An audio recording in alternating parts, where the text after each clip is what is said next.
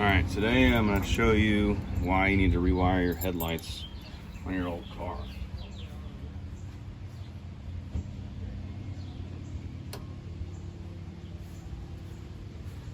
So, I've rewired the low beam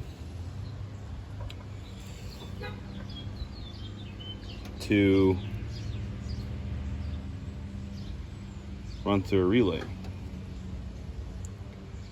12.45, 12.2.1.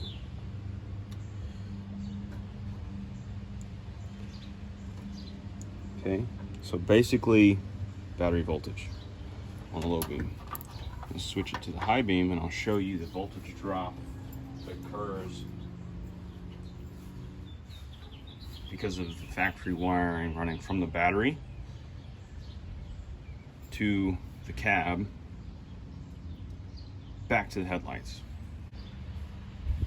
High beam's on now. The voltage going to high beam is 10 volts. So the low beam right now is brighter than the high beam because the amount of voltage drop that occurs through the 10 foot of wiring that exists in the circuit. So what I've done, what many of you probably should do or have done, whatnot, is that I wired up two relays. One for the low beam, one for the high beam. Basically, you wire two wires together on each relay to go straight to the battery, start a relay, whichever, and then to ground. That's what I've done. You wire whatever relay that you want for to be the low beam to the stock wiring low beam wire that would go to the headlight. Then you would do the same for the high beam with the high beam wire. You would then run a wire from the relay, like I've done here, to the headlight and then to the other headlight.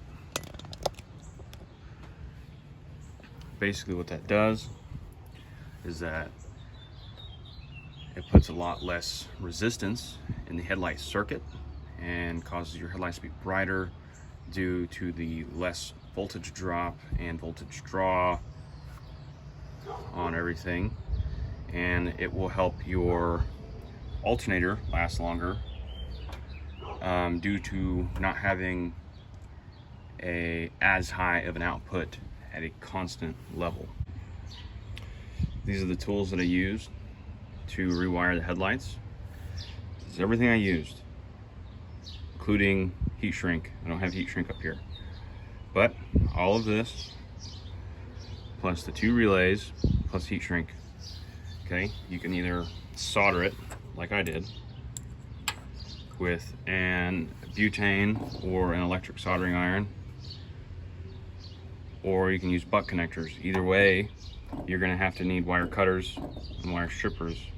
I would suggest using these automatic wire strippers. They're about 20 bucks from Lowe's. They work really well. I've had them for a number of years and they work as intended, work very well. These, I believe I bought at Harbor Freight, or I bought this at Ace Hardware. That was probably about $20 too. Great pair though. Nice set of crimpers on it. Way better than the crimpers that you'd buy at O'Reilly's or something like that. These crimpers right here work really well for butt connectors. Very, very well for butt connectors.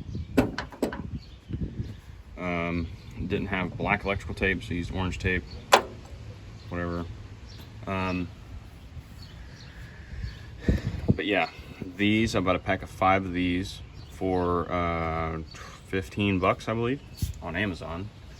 They come pre-wired with fuses, and yes, they look bent because they are bent, because I mounted it too high on the firewall, or on the fender here, and it hits the hood spring. You want to install the relays closest to the battery as possible, so you have least voltage drop as possible to have the brightest lights as possible.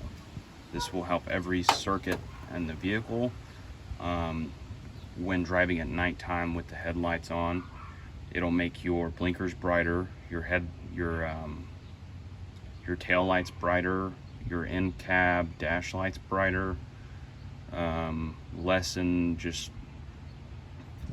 the voltage need, the amperage need of your alternator all the way around when driving at nighttime.